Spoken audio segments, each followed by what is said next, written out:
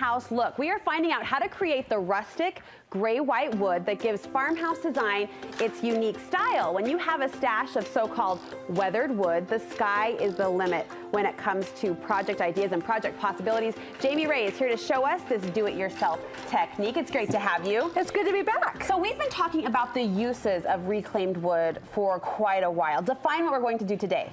Well, I'm just going to show you a few things you can do with existing furniture and then maybe some projects you can make on your own for your home or upcoming holiday season gift-giving ideas, and just showing you how you can get that look without having to go rip down a barn. And there, yeah, let's save ourselves the axe efforts, right? Save yourself the splinters. I like that. There are several different looks you can accomplish with this technique. Exactly, and I brought a few for you today. If you come down here to this cute little nightstand, this was an existing piece of furniture, and this is milk paint and the steel wool vinegar. And it was just an original pine top, and now it's got like a barnwood finish. Okay. And then if you come over here to this cute, I asked my husband for a simple tool caddy, and then he turned to this piece and made this elaborate piece. But this started out with the Spanish cedar. So this is just the steel wool and vinegar. It started out this reddish tone? Mm-hmm. Yep. And then turned into that. Exactly. So you can see that is just the steel wool and vinegar did that.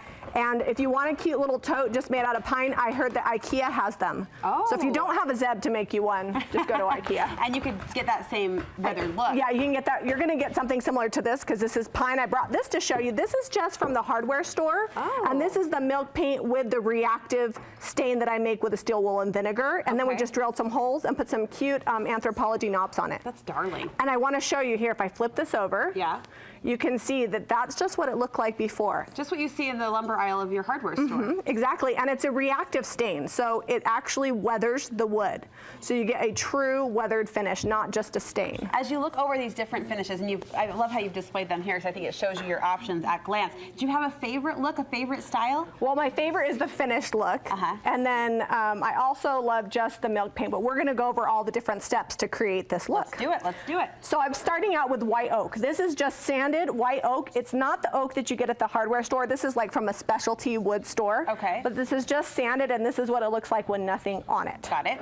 So your first step, if you're going to be using the milk paint and steel wool technique, is to start with your milk paint. It comes in a powdered form, and you're going to make a watered down stain, which I've done here. And really easy to work with, not intimidating at all. All natural, no VOC. You're not going to stink out your whole family. Okay. And then you just take your little, this is just like a 48-cent chip brush, nothing fancy needed. And let me show you.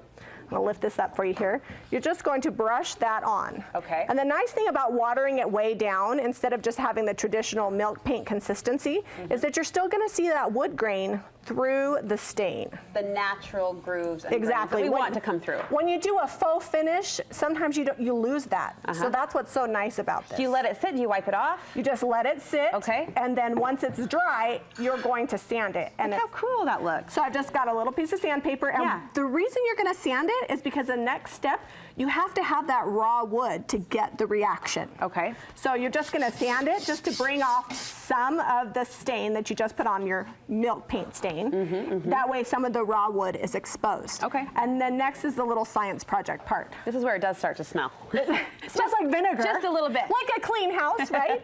So in here I have my little science project, and I've got white vinegar and then just some steel wool, and it's been sitting in here for a couple of days. Okay. And then I've got nothing on this, but I'm just going to show you what you would do as not to make a mess. You have to soak it for a couple of days? Yeah, and that's how you're going to get the deep, darker color. If you just soak for a few hours, you're going to get a lighter stain, but if you let it soak longer, you're going to get that darker stain. You weren't kidding. It is a science experiment. It is, and it's something maybe fun to do with the kids. Sure. I suggest wearing gloves because my hands are orange. So once you've got this, you dip your steel wool in there. It's a free self-tanning experience in the process. We can call it that. I wouldn't suggest it. And then you just rub it on here.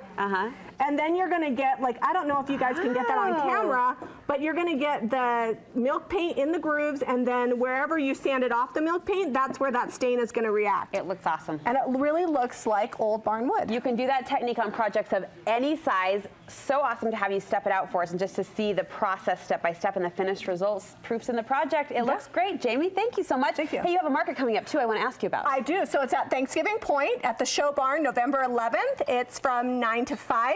The best thing is not only do we have our vendors selling furniture and homemade decor for the holidays, we've got classes. So included with your admission, we've got 5 classes that you can attend to learn how to do your own DIY. Nice. So hands-on learning. Absolutely. The best kind. We'll put it on the calendar. Thank you.